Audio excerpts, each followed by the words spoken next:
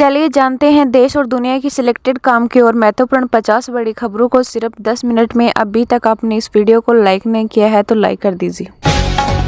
प्रधानमंत्री नरेंद्र मोदी की 2 दिवसीय भूटान यात्रा खराब मौसम के कारण रद्द, विदेश मंत्रालय ने कहा नई तारीखें तय की जा रही है। दिल्ली हाईकोर्ट ने मुख्यमंत्री अरविंद केजरीवाल को दिल्ली शराब नीति केस में गिरफ्तारी से राहत देने वाली याचिका को खारिज किया। बैंक खाते फ्रीज करने के खिलाफ कांग्रेस की प्रेस कॉन्फ्रेंस, राहुल बोले आईटी एक्शन नियमों के खिलाफ, भाजपा बोली चुनावी हार के लिए बहाना खोज रहे।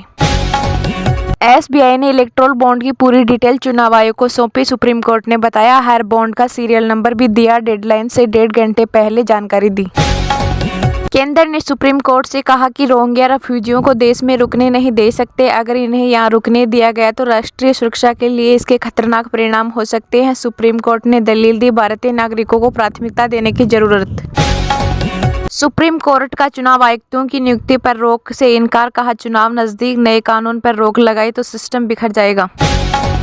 सीजेआई बोले सुप्रीम कोर्ट की अनदेखी कर रहे तमिलनाडु गवर्नर, जब कोर्ट में सजा पर रोक लगा दी तो डीएमके नेता को मंत्री बनाना असंवैधानिक कैसे। 31 मार्च को रविवार लेकिन बैंक आईटी दफ्तर खुलेंगे, वर्किंग डे की तरह बैंकिंग होगी, रिजर्व बैंक ने जारी किया नोटिफिकेशन।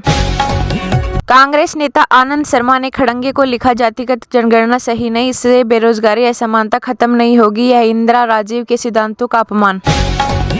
चुनाव आयोग का केंद्र को निर्देश, विकसित भारत मैसेज रोके, 4 राज्यों के 5 कलेक्टर, 8 एसपी का ट्रांसफर, इसमें असम सीएम के भाई भी शामिल। टीएमसी के कैंडिडेट यूसुफ पठान ने चुनाव प्रचार शुरू किया, अधीर चौधरी बोले पॉलिटिक्स और क्रिकेट एक जैसे नहीं। एससी ने पीआईबी के फैक्ट चेक यूनिट पर रोक लगाई, कहा ये अभिव्यक्ति की आजादी के खिलाफ केंद्र ने एक दिन पहले ही नोटिफाई किया था।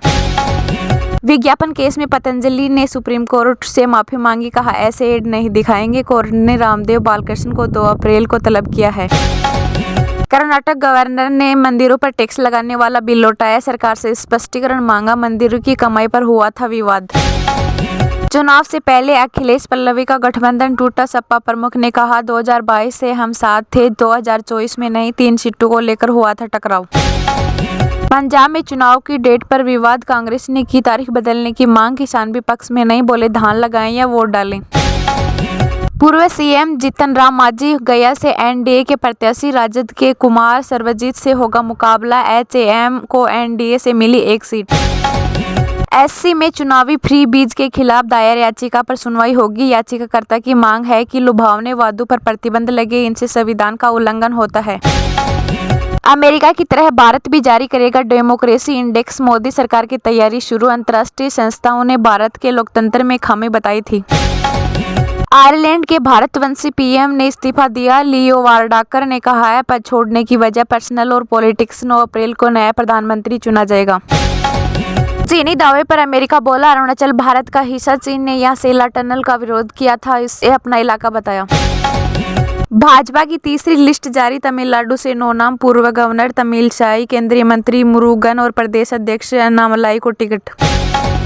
ऋतुराज गायकवाड़ बने सीएसके के कप्तान, एमएस धोनी ने कमान छोड़ी, आरसीबी से आज पहला मैच खेलेगी टीम।